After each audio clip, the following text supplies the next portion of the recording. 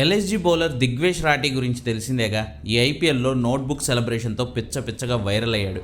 ఎవరినైనా అవుట్ చేస్తే ఆ బ్యాటర్ ముందుకు వెళ్ళి చీటీ రాసివ్వడం దిగ్వేష్ రాఠీకి ఉన్న బలహీనత. నిన్న అలానే ఉద్రేకానికి లోనైన దిగ్వేష్ ఏకంగా టీమిండియా ఫ్యూచర్ సూపర్ స్టార్ అనిపించుకుంటున్న అభిషేక్ శర్మతోనే గొడవకు దిగాడు.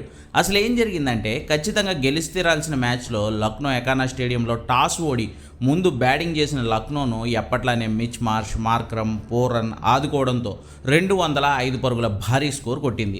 ఇప్పటివరకు ఎకానా స్టేడియంలో ఏ టీము కూడా 200 పరుగుల పై స్కోర్ని చేస్ చేయలేదు. సో ఆ కాన్ఫిడెన్స్తో బౌలింగ్కి దిగిన లక్నోను ఊహించని రీతిలో చావు దెబ్బ కొట్టాడు ఎస్ఆర్హెచ్ ఓపెనర్ అభిషేక్ శర్మ.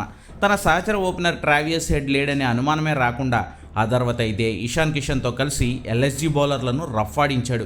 20 బాల్స్లోనే 4 4లు 6 సిక్సర్లతో 59 పరుగులు బాదేశాడు అభిషేక్. 295 స్ట్రైక్ రేట్తో బ్యాటింగ్ చేశాడు. అందులో రవి బిష్ణోయ్ అయితే ఒకే ఓవర్లో వరుసగా 4 సిక్సర్లు బాదాడు. అందులో 3 పార్కౌట్ సిక్సర్లు. అంత దూకుడు మీద ఉన్న అభిషేక్ను అవుట్ చేశాడు లెగ్ స్పిన్నర్ దిగ్వేష్ రాఠీ. అప్పటికే ఎస్ఆర్హెచ్ 7 ఓవర్లలోనే 99 పరుగులు చేసి దూకుడు చూపించిన అభిషేక్ శర్మని చేయాల్సిన డ్యామేజ్ చేసి వెళ్ళిపోతుంటే దిగ్వేష్ రాఠీ అభిషేక్ శర్మతో గొడవకు దిగాడు.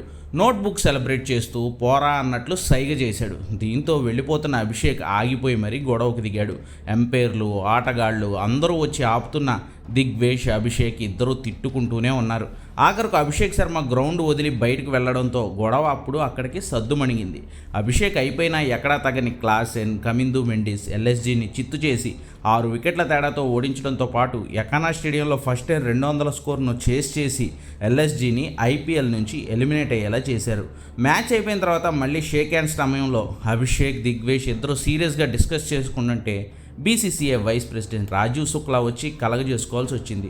ఇద్దరితోనూ మాట్లాడిన శుక్లా ఇద్దరికి కాంప్రమైజ్ చేశారు. మ్యాచ్ తర్వాత మాట్లాడుకున్నాం, ఇప్పుడు అంతా ఓకే అని అభిషేక్ శర్మ కూడా మీడియాతో మాట్లాడినప్పుడు చెప్పాడు. మొత్తంగా దిగ్వేష్ రాఠీ చీటీలు రాసిచ్చే కార్యక్రమం ఇంత గొడవ తెచ్చిందన్నమాట.